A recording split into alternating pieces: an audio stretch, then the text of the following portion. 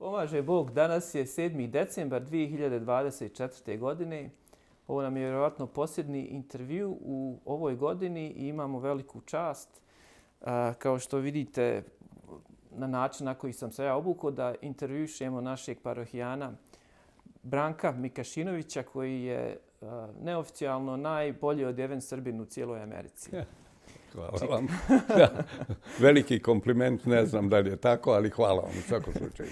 Baš što se tiče ove komisije.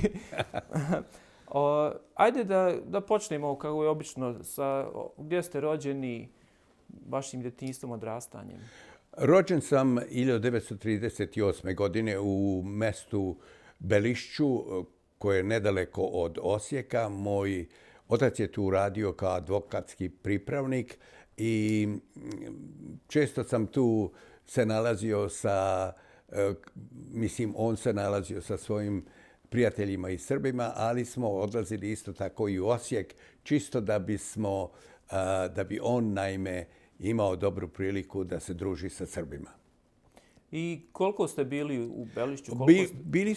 Bili smo tu par godina, a tada je počeo odmah rat, tu 1940. godine, i morali smo da bežimo de facto u Smederevo, a iz Smedereva smo kasnije prešli u Novi Sad, gdje sam ja i odrastao.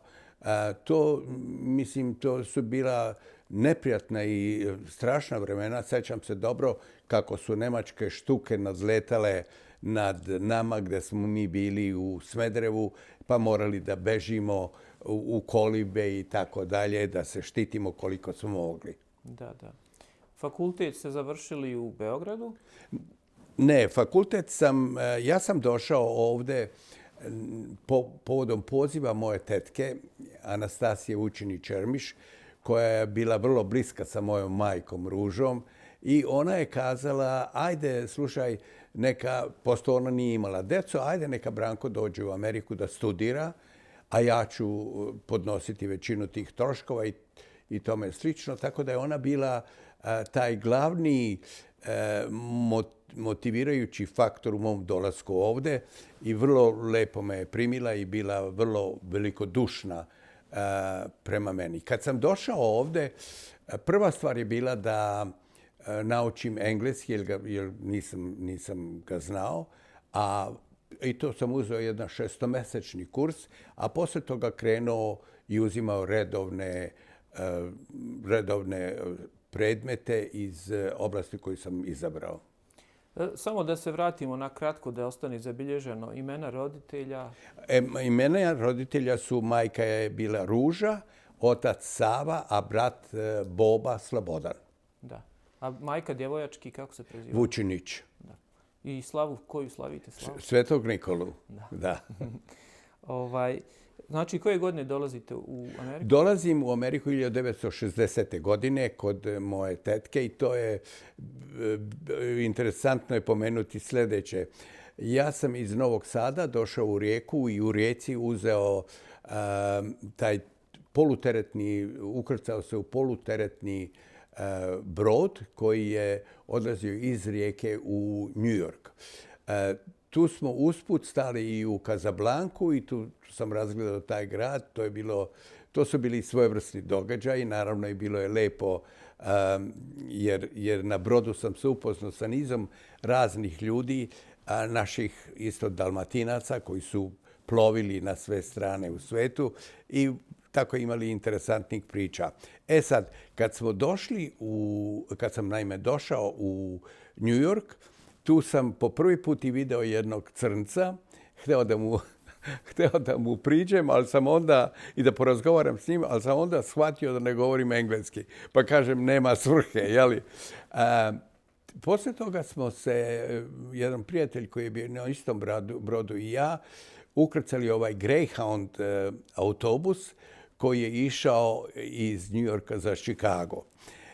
Interesantne su opaske koje čovjek primećuje u to vrijeme, ja sam primetio kad sam putovao, da su ti mali gradići bili vrlo slikoviti, da su kuće bile pravljene od drveta i kartona, tako izgledalo, i suprotno našim koje su kuće od cigle, tako vrlo sagrađene na jedan snažan način da mogu da traju maltene zauvek. To me nekako iznenadilo, ali ta slika tih malih gradića ostala mi u sećanju kao nešto što je vrlo prijatno. Sad, kako smo dolazili bliže Čikagu, tu smo prolazili kroz razne druge gradove i došli konačno pred jedan grad pred Čikago koji se zove Gary u državi Indijani i tu sam video te fabrike, te željezare i to je ostavilo jedan ovako neprijatan i tmuran utisak gledajući na te zgrade, kako one tmurno izgledaju s polja. Mogu se zamislim kako to izgleda i kako je to unutra. I razvio se jedan osjećaj saosećanja prema tim ljudima koji su tako najverovatnije živjeli dosta teško, ali su izdržali i opstali. Kad sam došao u Chicago, ta panorama grada, oblakodari su bili vrlo ovako impresivni, ali Chicago je imao jedan park ispred sebe koji je još nadodao tome da taj grad izdaleka izgleda ovako lepo i prijatno. Sam ulazak u Chicago morali smo da prođemo kroz jedan pejsaž koji je u to vrijeme, kad sam dolazio, bilo je negdje oko popodne i svetlo na polju, ali kad smo ušli u taj pejsaž, onda je postalo onako tamno, mračno. I to me podsjetilo kao da ulazim u podzemlje Al Capone. Mislim, to je bila ovako jedna impresija koje se tako i dan danas sećam. Tu su me dočekali moji tetka i teča i onda smo otišli kod njih kući. Recite mi kako je srpska zajednica tada živjela u Čikagu? Srpska zajednica je bila dosta izolovana i ona se sastojala uglavnom od naših emigranata četnika koji su došli tamo. Većina njih su radili ovako fizičke poslove i ja sam razgovarao i imao prisnije odnose sa njima, jer su i oni kao i ja dolazili, koliko sam ja mogu u to vrijeme, u našu crkvu na Schiller ulici u Čikagu i tu je bilo i nekoliko tih vrlo pametnih i inteligentnih ljudi sa kojima se i školovanih u to vrijeme, ali većina su bili radnici i nisu bili ovako impresivnije karaktera da bi mogli da se na jedan elegantan i jedan snažan način pristupe ili odslikaju kod Amerikanaca. Da li ste znali ikog od naših parohijana ovdje u Washingtonu koji su... Ne, nisam znao nikog jer ja sam živeo prvo u Čikagu, kao što znate, onda u New Orleansu, onda tek tada, poslije toga, a niz godina je prošao tada, došao sam ovdje u Washington. I ajde onda recite nam, iz Čikaga se selite za New Orleans, šta vas je? Da, ja se selim iz Čikaga u New Orleans. Razlog je bio taj da sam dobio, nakon što sam završio univerzitet, a da se osvrnemo i na to, na Roosevelt univerzitetu gdje sam tu upoznao niz naših ljudi koji su studirali. To je bio relativno mali broj, ali sa njima bismo se nalazili u kafeteriji ili gore na 7. spratu Roosevelt univerziteta gdje bismo učili, a u kafeteriji bismo se nalazili tako da popijemo kafu ili popričamo. Neki od njihova imena se dobro sećam i pomenuo sam ih u mojoj knjizi Nezaboravni susreti.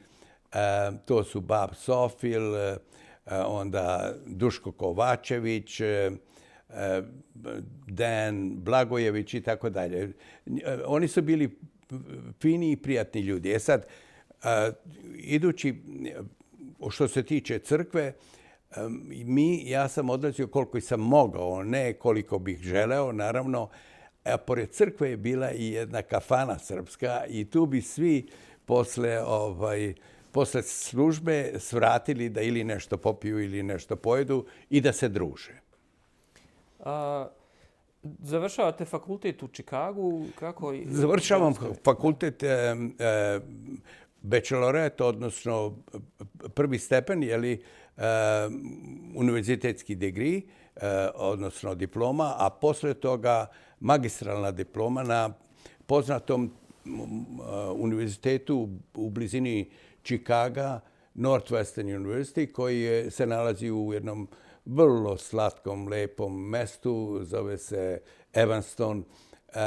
Tako da su to bili prijatni dani gde sam se družio uglavnom s Amerikancima, a taj univerzitet je imao jednu divnu biblioteku lociranu u samom parku, u jednom parku, i tu sam ja odlazio da učim i da se viđam sa raznim ljudima, studentima. Znači, koje godine magistrirate i koji su vam interesi bili? Koji vam je bio magistratski rad?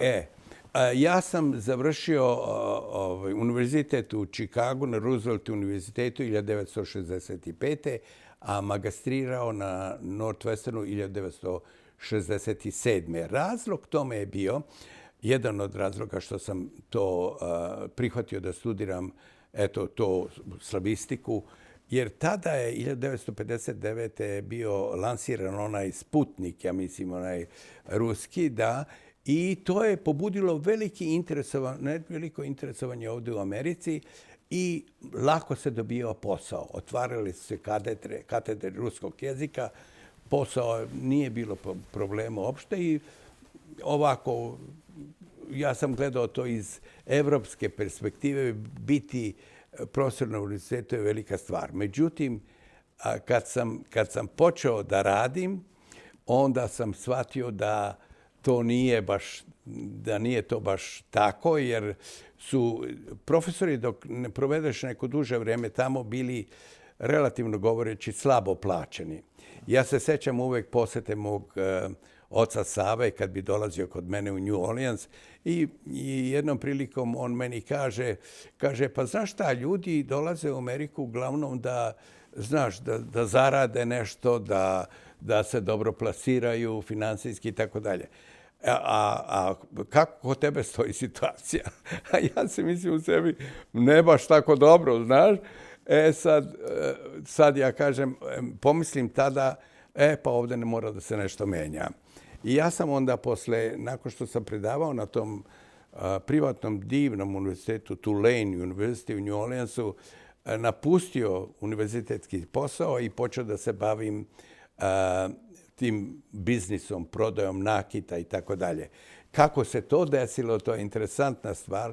Jedan Jevrejin koji je bio vlasnik te kompanije čuo me kad smo razgovarali sa mojim prijateljem jednim u ovom Coffee du Monde, to je jedan kafić u New Orleansu poznat po svojoj specifičnoj kafi i ovim nešto slično našim krofnama. Oni to pravili su tamo i on kaže meni, pa šta vi radite nakon nekog dužeg razgovora? Ja mu kažem, i on kaže, ja mislim da biste vi bili sjajni da se ubacite u ovaj posao i ovo ono i koliko zarađujete. Ja mu kažem, pa kaže, znate šta, ja ću vama da dam 3 put veću platu od ove vaše i kaže 10% kaže od provizija od onoga što vi prodajete. I ja sam, kažem, pa dobro, ajde da razmislim, nije baš lako da se odlučim, ali sam se ipak odlučio, prihvatio taj posao i radio tamo niz godina, što se ispostavilo kao vrlo dobra stvar, barem sa te finansijske tačke gledišta. Nego samo da se malo vratimo, koji je bio glavni razlog da se iz Čikaga preselite u New Orleans? Pa iz Čikaga to je ponuda radnog mesta, odnosno da predajem na Tulane univerzitetu. Da, to je. To je bio. I što ste predavali? Predavao sam ruski u sekciji za ruski i nemački jezik predavao sam ruski i neki kurs ili dva elementarnog nemačkog. I koliko ste bili na... Bio sam tamo 5 godina, otprilike na tom univerzitetu i University of New Orleans. Otprilike 5 godina i to je bilo to. Kazao sam dosta je toga, dosta profesure, da. Da, vi ste uvijek imali u sebi taj neki,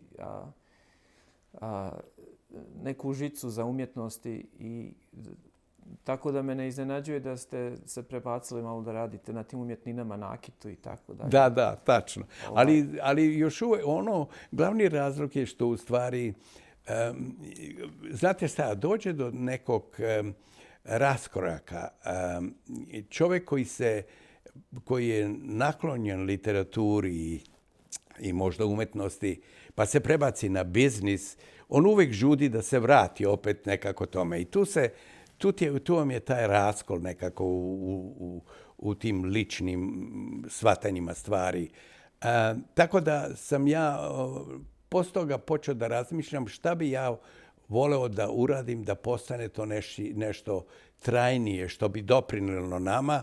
I shvatio sam, i sećam se to dobro kad sam bio u Čikagu i voleo sam da idem u knjižare i svratim jednog dana, nego uopšte sam svraćao često u te knjižare i biblioteke i vidim da nema prevoda naših knjiga ili vrlo malo. Jedan je bio prevod koji se zvao Jugoslav Stories Pavla Popovića, inače profesor na Beogradskom univerzitetu, i ta knjiga je bila objavljena 1920. godine, a poslije toga niz godina ništa nije bilo objavljeno. I ja sam s tebi sad onda stavio u zadatak da moram da nekako da napravim našu književnost dostupnijom američkim i čitaocima sa engleskog jezičkog područja. I to je upravo što sam i uradio. I sad naš poznati beogradski izdavač Čigoja Štampa objavio je taj komplet naših antologija, drama, pripovetke, komedije, fantastične stories, satira i tako dalje, fantastične pripovetke, satira i drugo. I one su sada u stvari jedinstven način da se pruži Amerikancima i svima koji govore na engleskom jeziku šta znači srpska književnost i da se na taj način shvate ili prihvate našu književnost za ono što jeste. Da, odlično.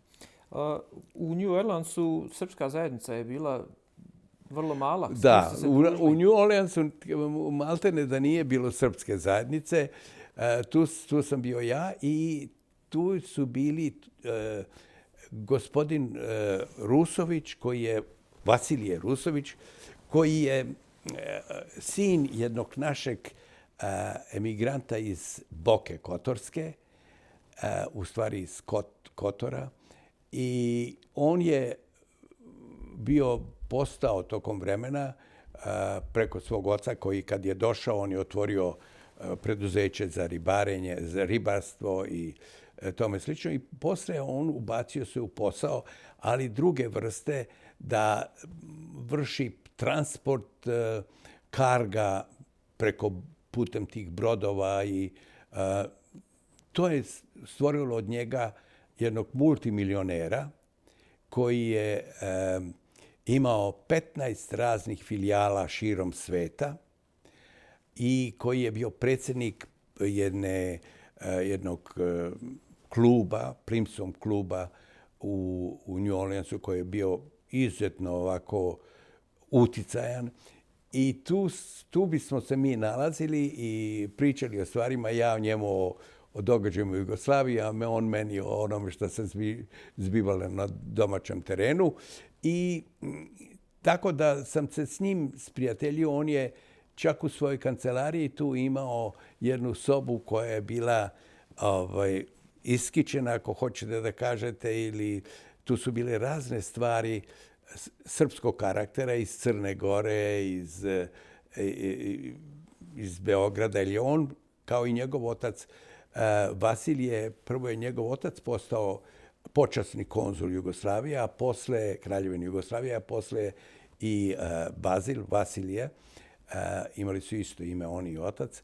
I tako da je to bilo nadahnuće vidjeti nekog čovjeka koji je bio taki patriota. A imao je čak i jedan brod koji se zvao Ravna Gora. Tako da, eto, to su neke stvari koje čovjek kojih se seća. Sad, govoreći još više dalje o New Orleansu, meni se New Orleans jako dopao kad sam došao, zbog toga što je imao tu južnjačku arhitekturu, broj jedan, a drugo, imao je te prelepe južnjačke kuće i ulice, recimo St. Charles ulica, koja je u stvari bila jedna od retkih u Americi, koja je imala i tramvaj koji je prolazio kroz nju.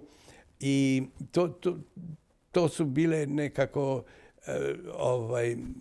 stvari koje su te povezivale sa tim gradom, jer on je bio taj tipični južnjački grad, miran, u kome si mogao da sedneš, da pričaš. Nije bilo frke ili gužve kao što imate ovdje na severu Amerike.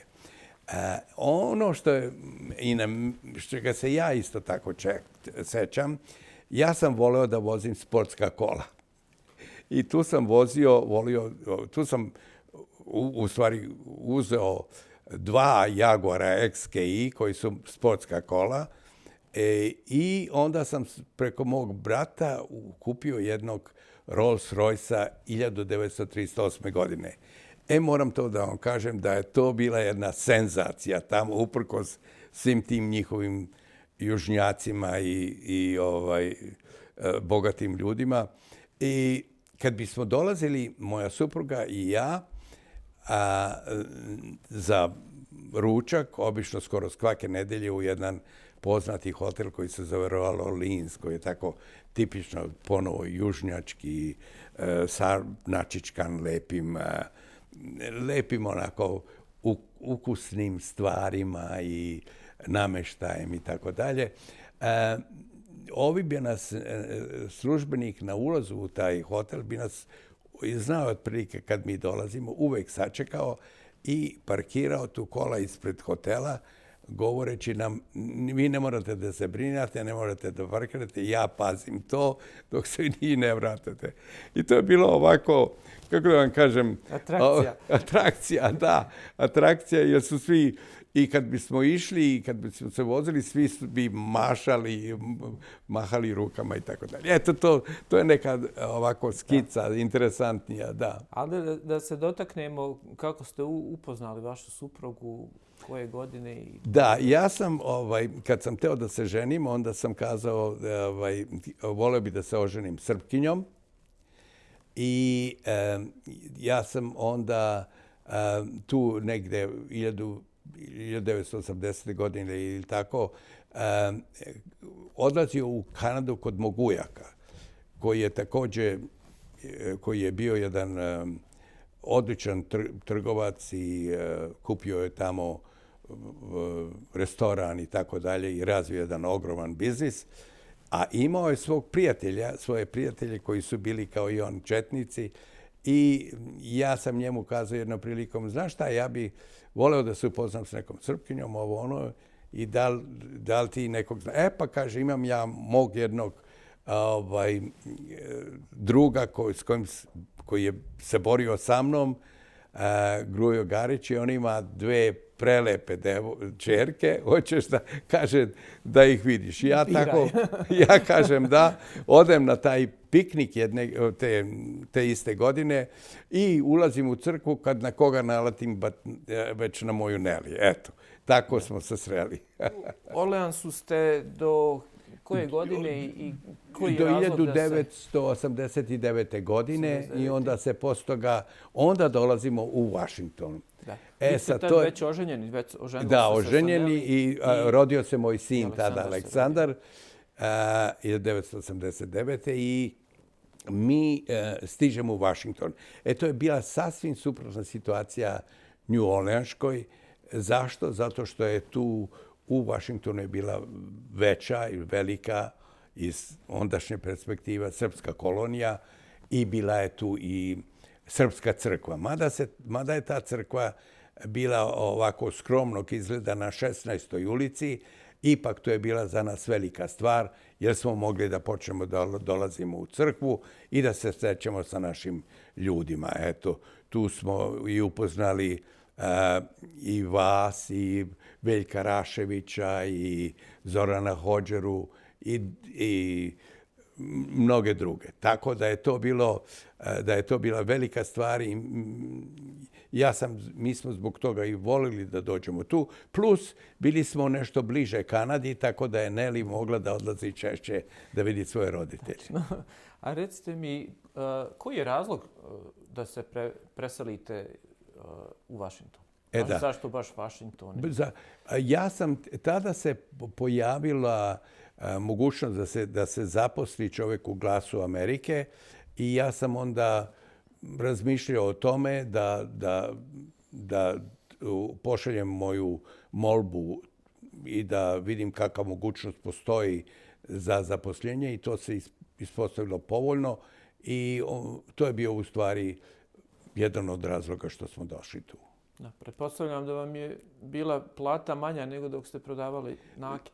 Pa da, to je bilo, apsolutno jeste, ali jedna stvar je bila, i to ja stalno to ponavljam, da je to bilo ono što sam radio ranije, a to je ta poslovna aspekt prodaje nakita, je bilo nešto što je omogućilo meni potom jedan, ako mogu tako da kažem, prijatan život uz, naravno, investicije koje sam pravio, da čovjek može da živi manje više kako voli. Vi ste došli poslije ste postali, kako se to kaže, glavni i odgovorni urednik Glasa Amerike. Nisam bio glavni urednik, ja sam bio jedan od članova. Ne znam, jednom prilikom je rekao, mada ja nisam ni želeo da to budem, jer u novinarskom poslu postoje te napetosti, često puta neprijatnosti i tako dalje. Tako da nije me to toliko privlačilo, a sećam se jedne primjedbe koju mi je dao Obrat Kesić i rekao da kaže,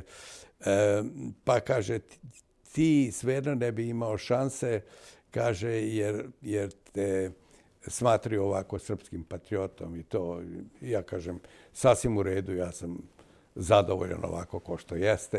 Da. Pa dobro, sad se sve zna da je zapravo Glas Amerike imao svoju uređivačku politiku i niste sad vi tu imali mnogo prostora. Nego u Glasu Amerike je tad radio i Veljko Rašević. Jeste. To je i njegov, ja sam se upoznao kad sam došao ovde sa njegovom suprugom i sa njegova dva sina. Posebno bih želeo da istaknem tu veliku ulogu i značajnu Marka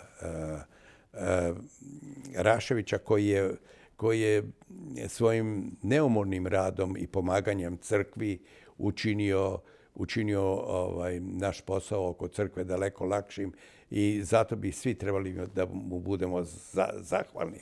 A bilo je tu među našim ljudima i onih koji su bili veliki darodavaoci. Recimo, imali ste jedan slučaj sa čovjekom koga sam i ja poznao, George Babić, koji je živio u Baltimoru i koji je ostavio crkvi prvo oko $300,000, posle oko 600,000, što je nama bio za nas bio ogroman novac i mi smo svi mu bili zahvalni. On je bio ovako inače samac, nije imao porodicu. Vi ste ga lično znali? Ja sam ga i lično znao da bio je voleo katkada da nešto napiše za amerikanski srbobran i ja sam to pročitao katkad. Inače je bio dosta usamljen i nije se baš puno družio. Dobro, ali je bio jako plemenit čovjek. Ja sam čuo da je on imao strah od prostora gdje ima dosta ljudi, pa vjerovatno je tu neku fobiju. Može da bude, da. Samo ako mi dopustite da malo dopunim tu priču, pošto je, mislim, jedna od onih gdje nas je sam Bog pogledao te neke 2010. ja mislim, kad smo pokušavali da skupimo dovoljno, nisu bile pare u tom trenutku, nego ti, kako da prevedem na srpski, ti pleđevi, da se ljude obavezaju da će da pomognu u crkvu za izgradnju. On se tad upokojio i njegova zaostavština je bila $400,000 sveukupno i da se to popolovi, pola za našu crkvu, a pola za dom neki za siročadi u Srbiji. Sad nisam 100% siguran da li je on bio možda u tom domu ili je neku drugu imao emotivnu vezu. I taj advokat koji je njegovu zaostavštinu raspoređivao, on je pokušavao da nađe taj dom ili nekog nasljednika tog doma, ali potpuno je, Boga pitaj koje godine, ukinuto i onda on nije normalno mogao da kaže da on izabere, aj sad ću ja dati nekoj drugoj organizaciji, nego kad je već Đorđe odabrao crkvu za prvi dio, onda je on dao i drugi dio crkve. Ali u tom procesu mi smo počeli sa izgradnjom crkve i godinu dana dok je to sve trajalo, dok on ustanovi da ne može raditi kao svaki gradnja, više nas je koštalo i trebala nam je još tako 100-200 000. I kad je još tih drugih 200 000 došlo, eto, baš je ono Božji prst u tome. Da. I na našoj crkvi imamo nekoliko tih, ali prepustit ću vama da nastavite. Neka, hvala. Da, vrlo jeste. Recimo, jedan od naših uticajnih i ovako dobronamernih, divnih ljudi je i Branko Terzić, koji je zauzimao visoki položaj u američkoj administraciji predsjednika Busha, starijeg. On, recimo, kad god može, pomaže našim studentima, mladim osobama ili da se zaposle ili da se školuju. I u tom pogledu to je jedna divna stvar. On, pa ima i drugih ljudi naših u Čikagu, recimo, koji isto se staraju o tome da se naši novodošli pomognu i da se nekako plasiraju ili da se snađu. Da. I vi ste tu konstanta jedna. Ja sam došao 99. i vas se sjećam i sa 16. ulice i sa svih drugih i ovih aktivnosti koji se, moram to da kažem, iako ste akademik i doktor nauka, jako pristupačni čovjek sa dvije noge na zemlji i uopšte ne odajete neku nadmenost, nego zaista hrišćanska Hvala vam, da. Osobina. Da se umanjuje čovjek, kaže onaj koji se umanji, taj će. Hvala vam na svemu što ste i za našu crkvu do sada, ali to možemo još malo više da pričamo. Vi ste, malo nas posjetite tih 80. kad ste došli u Washington, na 16. ulicu je bila crkva. Sjećate se ko je tada bio sveštenik, kako je išla tad zajednica napredovala da smo došli do gdje smo sad? Ne mogu tačno da se setim ko je bio sveštenik, ali možda ću se setiti kasnije, ali je bila je to ipak jedna, bez obzira na zdanje, kako je ta crkvica ili crkva izgledala, mi smo bili povezani. Ljudi su dolazili često. Sećam se recimo našeg tadašnjeg parohijana Save Jankovića, koji je jedan bio izuzetan čovjek i pisac između ostalog i draga osoba. Onoga čega se sećam u vezi sa njim je da je on živeo sa svojom suprugom i decom u Baltimoru. Ali nije prošla ni jedna nedelja skoro, a da on ne bi došao. Bio je stalno prisutan i to je bilo divno vidjeti, jer je on podstakao to da počnu ljudi da razmišljaju da je crkva živa stvar i bez parohijana ona ne može ni da opstane.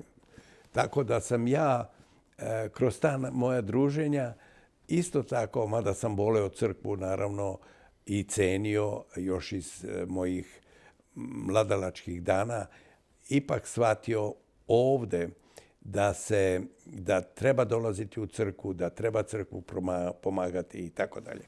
I kada pomislim na te moje dane u bivšoj Jugoslaviji, u Novom Sadu, prvo bilo je nezgodno i teško odlaziti u crkvu redovno zbog komunističkog režima.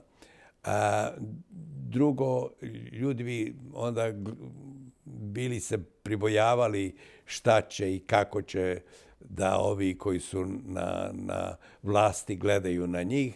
I to je sve bilo dosta teško. Ovdje je suprotno i ono što ja volim jako u vezi sa našim crkvenim životom ovdje je da je to su dva važna elementa. Prvi je duhovni, a drugi društveni. I ljudi tu dolaze, ja recimo koji volim da dolazim svake nedelje, tu se osvežite duhovno, tu razgovarate, ako mogu tako da kažem, ili postajete bliski Bogu i veri i sve i tome. A s druge strane vidite se sa svojim prijateljima i možda niste baš najprisniji sa mnogima, ali kroz pohađanje liturgije stvara se jedan ritual i vi se viđate s tim ljudima i mada i ne govorite, razgovarate s njima, oni vam u podsvesti postaju prisne osobe koje i zavolite na svoj način i s kojima volite da budete. Evo, recimo, ja baš gledam sa moje strane. Ja dosta, s obzirom da sam ja starija generacija, a dosta, hvala Bogu, sada ima mlađih, nema možda toliko zajednička, ali osjećam se prisano sa tim ljudima i neki put ako nema mojih vršnjaka, ja sednem s njima i pričamo. I to je jedna milina. Mislim, divno je gajiti takve stvari. Da. Recite mi, malo je individualno pitanje, ali nadam se da možete da se otvorite. Kako ste vi ušli u vjeru? Imate li neki događaj da vam se desio ili ste u to uzrasli? Moj otac je bio pobožan i on mi je pričao u to vrijeme češće o tom, mada ja nisam, i on to nije naglašavao toliko o našem daljnjem rođaku. On dolazi iz tog plemena Mikašinovića, tako da i postao je toliko uticajan i prihvatljiv za sve nas, baron Mihajlo Mikašinović, koji je bio veliki patriota, a iznad svega pomagao našu crkvu. On je i u to vrijeme shvatio da je stup nacionalni i etnički i šta god hoćete u stvari vera. I da ako toga nemamo, onda ne znam šta imamo. Ali je to se pokazalo i pokazuje se i dokazuje se stalno da je to fakat, da je to činjenica i divno je vidjeti kako i danas naši mlađi vole, poštuju crkvu i počinju da odlaze sve više, što je prava stvar. Jer pa, ako pogledate muslimanski živalj, oni su u džamijama često, stalno i tako dalje. Tako da, da, mislim, to je važna stvar i povezujuća stvar i ja kažem, ja volim našu crkvu i volim da se viđam s našim ljudima. To je nešto što će sigurno ostati deo mene do kraja života. Vi niste pisac, ali ste sarađivali na knjizi o tom vašem prijetku Mihajlu Mikašinoviću. Malo opišite njegov život, kad je živio, šta je bio. On je, u stvari, knjigu je napisao poznati srpski istoričar u Hrvatskoj koji je preminuo, a živeo je pre toga u Karlovcu. napisao knjigu Baron Mihajlo Mikašinović, koju sam ja zatim dao da se prevede ovde na engleski i ona je kao taka rasprostanjena i nalazi se u nekim bibliotekama sigurno i ja sam lično slao prijateljima i okolo ko je želeo da ili ima tu knjigu ili da je kupi i da preda nekoj biblioteci. On je živeo tu od 1730 otprilike narednih 60 godina. Postao je vrlo veliki vojskovođa koji je u stvari u jednom momentu i bio zadužen za skoro celu austro-ugarsku vojsku.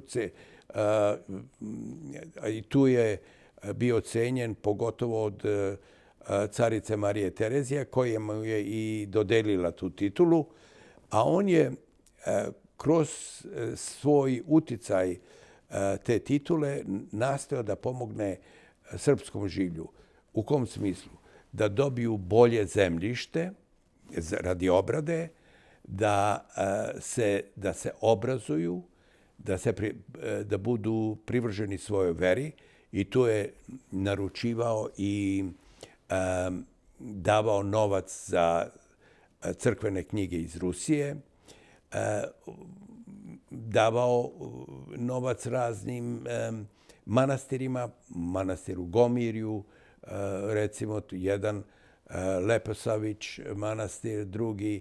I tu je bio i portret njega i njegove supruge, druge supruge Ane, koji su Ustaše uništile, tako da ga nema, to je šteta, ali postoje i druge slike i tako da imamo jednu, da možemo da si dočaramo kako je izgledao.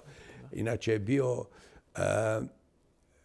toliki patriota da je na kraju naprotiv njega su počeli da govore hrvatsko plemstvo i sveštenstvo.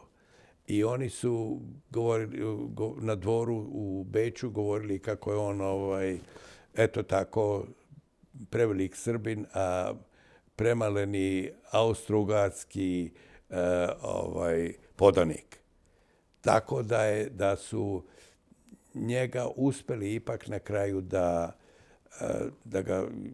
ga spuste do te tačke da je on bio penzionisan i on je otišao onda u Beč gde je proživao svoje posljednje godine i umro tamo. Znači, on je živio u tom 18. vijeku, 1700. Mi smo Srbi bili pod turskim zulumom u to doba. Jer uglavnom hoću ovo da nam objasnite, mi se uglavnom sjećamo aneksije Bosne, Prvog svjetskog rata i nemamo baš lijepe uspomene sa Austro-Ugarskom i Njemačkom posle, ali u to doba ta nas istorija nije opterećivala, pa nam objasnite kako je... Da, znate kako je to bilo. U Austriji to su bili dvostrani interesi. Austro-Ugarska je želela i regrutovala Srbe veliki broj i veliki broj od njih, dosta veliki broj su i bili generali u Austro-Ugarskoj vojsci i postali uticajni ljudi zato što su branili Austro-Ugarsko-turske najezde. To je bila primarna stvar. A onda kroz to oni su se ti Srbi, oni su se kroz tu borbu za Beč, oni su sticali određene privilegije i određeni uticaj i branili istovremeno svoje Srbe, svoju veru i svoju etničku pripadnost. U tome je bila veličina cele stvari. Nisu oni bili, oni su u neku ruku bili primorani da se bave, da idu u vojsku Austro-Ugarske, jer mogli su ili da budu zemljoradnici, mali broj su bili trgovci ili da idu u vojsku. I to je bila često puta odluka. Da, to mislim, pa i Mihajlo Pupin piše u svojoj knjizi o svemu tome.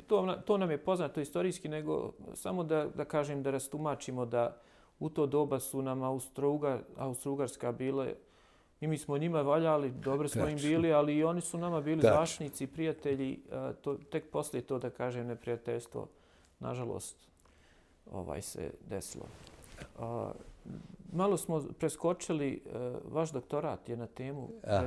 Moj doktorat je bio recepcija dela Vive Andrića na engleskom jezičkom području.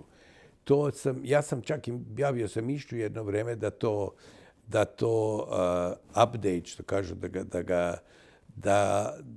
da ga dovedem do stepena da obradim i neke novodošle analize i pisanja o Andriću, ali nekako inercija preovladala i nikad to nisam uradio, ali možda, ko zna. Mislim da je to da bi bila dobra stvar, jer naši ljudi tamo možda nisu ni upućeni u kojoj meri on priznat i u kojoj meri se o njemu priča ovde. Ali, naravno, kao jedini naš Nobelovac, on i dan danas privlači pažnju svuda u svetu i njegove te knjige, Travnička hronika, Nadrijenih ćuprija i Gospođica, one su sjajne i ja sam to dosta analizirao i tome bismo mogli mnogo da pričamo, ali dovoljno je to reći. On je, da, stvarno sjajan pisac. Naravno, to govori i Nobelova nagrada, a i mi koji smo se bavili njim. Koji ga obožavamo. Niste. Naravno. Vi ste napisali popriličan broj knjiga. Sad da ih spomenem, volio bih da ih spomenem samo da ostane zabilježeno. To su neki prevodi, ali da počnem sa ovom zadnjom, to su ove Memorable Encounters, Famous, Fascinating and Ordinary People of the Serbian Diaspora. Da. Tu spominjete ovo sve, kako ste rekli, ljude koje ste upoznali. Pa, ja sam uglavnom radio na taj editorski posao da pripremim i da objavimo te antologije srpske. Viđao sam to kao pokušaj da se na jedan koncizan način predstavi srpska književnost na engleskom jeziku onima koji su za to zainteresovani. I mislim da je to najvažnija stvar. Jer recimo, ako gledate na ovu knjigu Antologija od srpskih pripovedaka, vi ćete vidjeti da tu imate možda 30 autora. Znači, onaj koji čita tu knjigu će dobiti ukus ili stvoriti meru o tome ko su i kakvi su oni, jednostavno čitajući njihove pripovetke. A ako ih zainteresuje nešto dalje, onda mogu da idu dublje i da kažu, pa sad ja ću da pročitam i njegove druge knjige i tako dalje. Tako da s te strane mislim da je to važan posao.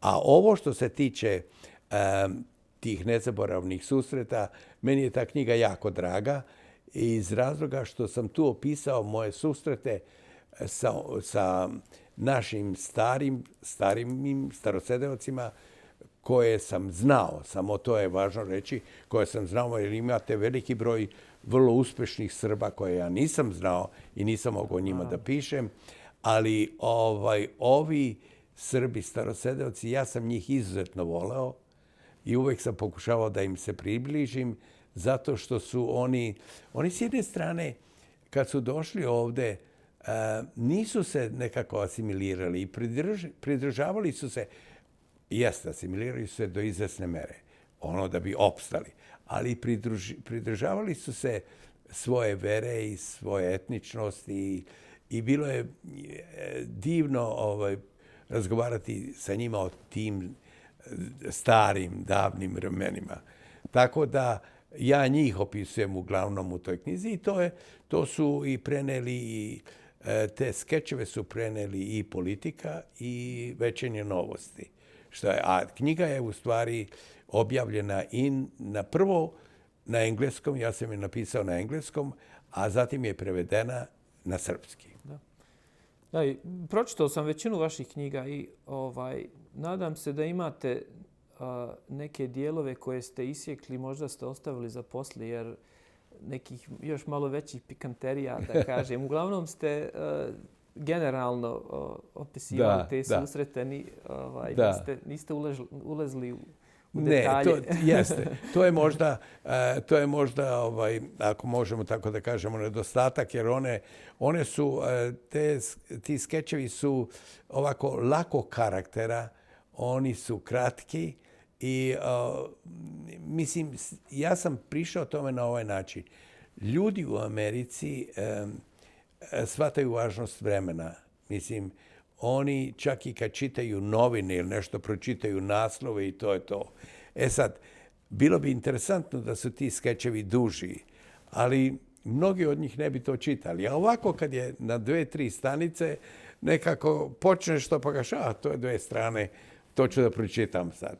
I mene je taj format privukao nekako da to skratim, ali ipak da prenesem suštinu o njima i da primetili ste to sigurno da svaki skeč ima neku maltene rečenicu koja je poruka. Da. Tu je i naš parohijan. Vi ste spomenuli Marka Raševića, nego David Vujić. Da.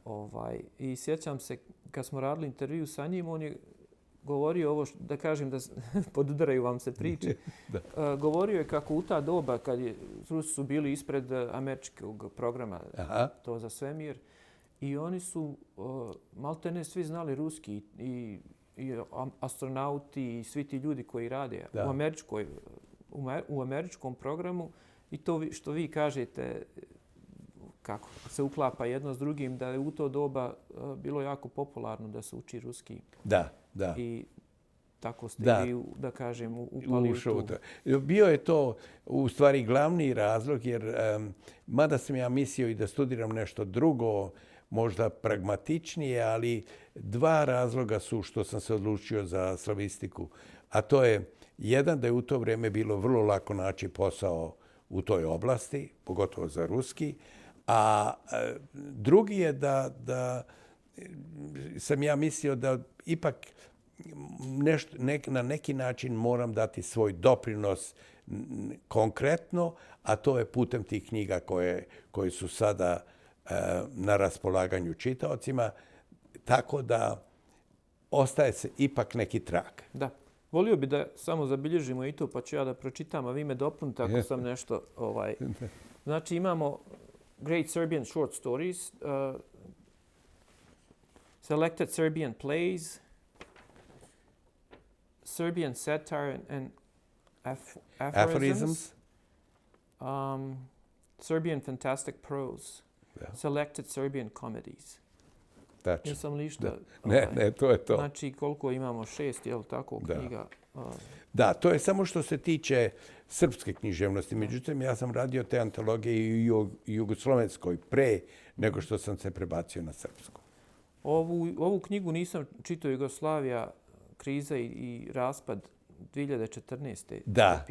Da. Možete li nam nešto reći o njoj? Pa to je u to vrijeme kad je bila ta velika, kad je bila ta ratna situacija i ta antisrpska politika totalna. Ja sam počeo da pišem tu knjigu i relativno brzo je završio, ali nekako sam se tu spetljao i nisam obratio nužnu pažnju na izdavača i dao sam je relativno ovako da je objavi jedan manje poznati izdavač, što je možda bila greška, jer kad sam gledao za boljeg u međuvremenu nekog izdavača, bila je ta University of Colorado Press, koji su bili zainteresovani, ali su me pitali je li to neko pre toga objavio.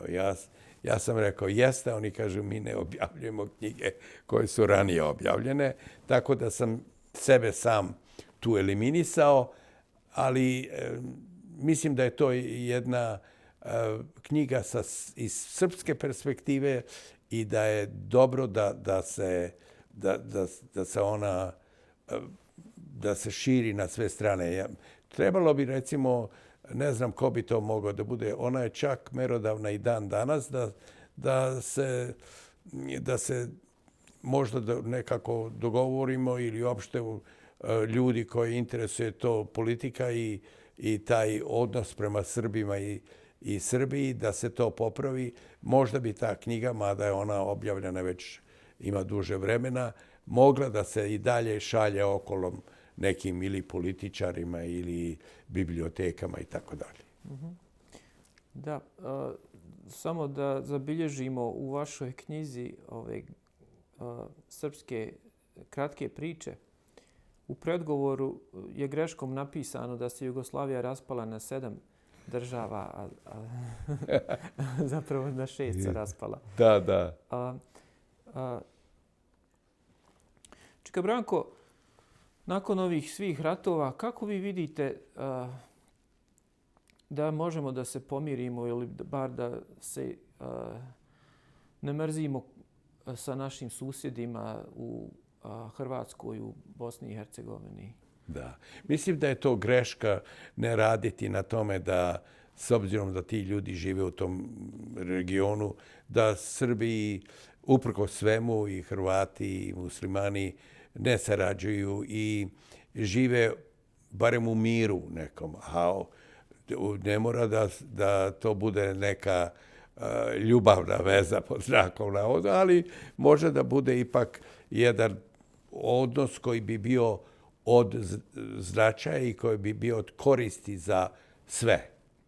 I mislim da je to greška forsirati šovinizam do te mere kao što se sad čini na Balkanu, ali verovatno svi te nacije i svi ti ljudi moraju da dođu do određenih saznanja i da kažu pa dosta je toga. Ko će to formulisati, ko će uticati na taj proces, to je druga stvar. Ali mislim da su Srbi, nažalost, najviše propatili i kažnjeni, a da su najmanje zla učinili, ako uopšte zla učinili. Da li mislite da je to zapravo u našim rukama ili da se velike sile igraju s nama? Neminovno da je tu uloga velikih sila, što je to uvek slučaj, ali dosta toga i u našim rukama. Mora da pođe to od korena, drugim rečima da Srbi, Hrvati, muslimani u tom delu Evrope kažu slušaj, sad mi moramo, dosta je bilo ovoga, ajde da počnemo da pričamo o tome kako da sarađujemo i da živimo u miru. A Kosovo kao, da kažem, najveći problem, da li vidite tu ikakvo rješenje u neko doglednu budućnost? Da, ne znam za to, međutim ja sam vrlo emotivan po tom pitanju i smatram, kao što i naša crkva, pretpostavljam smatra, da je Kosovo neotuđiv deo Srbije i da ako Kosovo ostaje u našim srcima, ko što kažu neki, ono će večito biti i naše. Možda će to uzeti duže vremena, ali verujem da će to biti put. Sad da krenemo malo, ipak pošto intervju za našu crkvu, da pričamo malo o duhovnim stvarima. Da nam kažete, da podijelite s nama neke situacije u vašem životu koje su izgledale možda neizlazno ili neke muke ili neka veselja gdje ste osjetili gdje ste osjetili Božju prisustvo. U stvari, prisustvo, Bog je prisutan u mom životu i naša vera srpska stalno. Mislim, postoje možda pojedini momenti, ali ja se dižem s tim i idem u krevet s tim. Ja se uvijek i pomolim pre nego što zaspem. Tako da i postoje, siguran sam, neki momenti, ali oni nisu toliko važni koliko je taj osjećaj moj da sam ja deo Srpske pravoslavne crkve, naše vere, naše države, našeg svega. Meni je to od velike važnosti, jer pazite, mnogi ovdje, ja često puta volim da kažem ovo što sam ja izmislio, kada govorim o tome šta to znači biti Amerikanac. To znači biti sve i ništa u neku ruku. I sad neću da budem pogrešno, da me pogrešno ljudi razumeju, ali hoću da kažem ovo, bez užeg nekog identiteta, recimo kroz svoju veru, etničku pripadnost, teško je, pogotovo prvim generacijama, da opstanu. Jer ti moraš, ako se ti inicijalno prihvatiš tu tezu da si ti Amerikanac, ti nemaš tu tezu razrađenu, tebi to je strano, dok možda će kasnije toj deci i tako dalje to biti privlačnije i prihvatljivije, ali mislim za nas, a možda i zauvek, bit će potrebna ta identifikacija uža, a to je da, mi živimo ovdje, ali mi smo američki Srbi. Ako to znači nešto. Da. Pa eto, sa tom porukom da završimo intervju, ali prije nego što završimo, da li sam vam neko pitanje zaboravio postaviti da ste vi možda htjeli da kažete? Ne, nisam. Divno ste obavili ovaj intervju. Hvala vam puno što ste došli i što smo ovo uradili. Hvala vama.